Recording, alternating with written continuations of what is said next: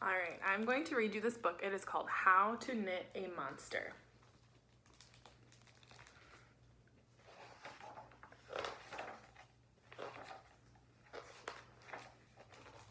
All right.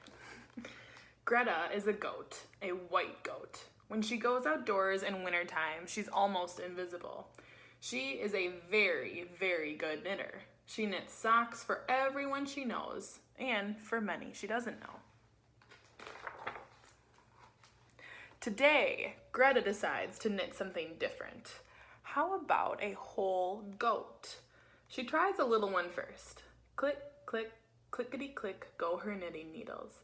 And before long, a little goat slides off her needle. What fun! Greta knits more little goats so they can play together.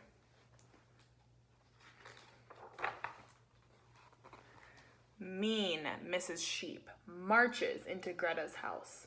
I'm a much better knitter than you, she says, much faster, and my work is beautiful.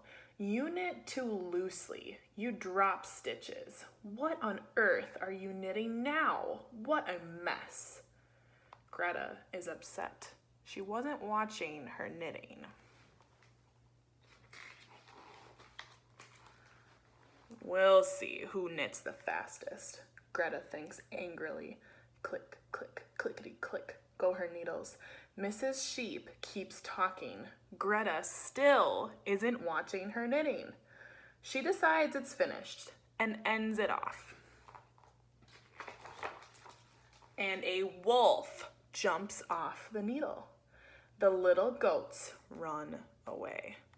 Oof, I do not think that is what she was trying to make. He gobbles up Mrs. Sheep, wool and all. Greta runs into the storage closet just in time before the wolf can gobble her up too. Now what?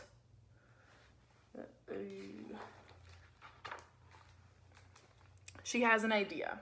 In the closet, she hastily knits a tiger. Click, click, clickety click. She kicks the tiger out of the closet. The tiger gobbles up the wolf, fur and all.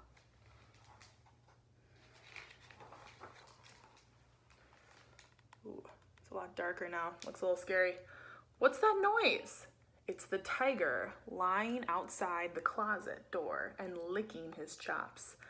I smell a succulent goatie, he mutters. I will have goat for dinner. Greta is afraid. I have to get rid of him. What should I knit now? She wonders. Something even bigger, something even more dangerous.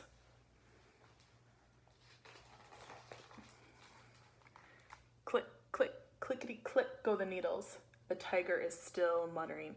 Succulent goatie. Something is growing on Greta's needles. Something big, something dangerous. A monster.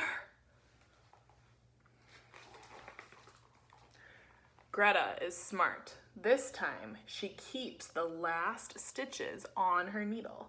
She pushes the monster out of the closet, but she doesn't let go of its tail. The monster gobbles up the tiger, fur and all. Then Greta pulls the monster back. Riffle, raffle, riffle, raffle, whoosh. She unravels her knitting. She takes it apart. Riffle, raffle, riffle, raffle. First the monster. Riffle, raffle, riffle, raffle. Then the tiger. And finally, riffle, raffle, riffle, raffle, whoosh, the wolf.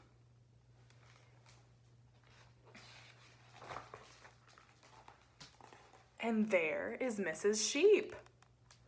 Sorry, Greta, she says. You are a great, great knitter. So fast, so even, such beautiful work. Greta smiles. Ooh, Mrs. Sheep kind of regrets saying those mean things about Greta, doesn't she? After Mrs. Sheep goes home, Greta puts new stitches on her needles. What next? I know, thinks Greta. I can knit some fresh green grass for the little goats. She daydreams happily about the little goats playing on the grass. And guess what? She doesn't watch her knitting. So take a close look at this picture here.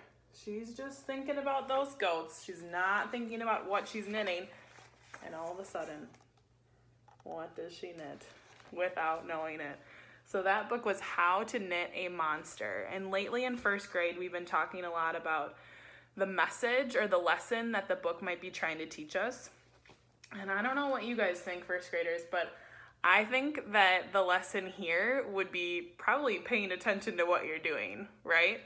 Because Greta did not pay attention and she created a problem. So then she had to make a bigger problem to create or to solve that problem. And then it just kind of made an even bigger problem with knitting the monster.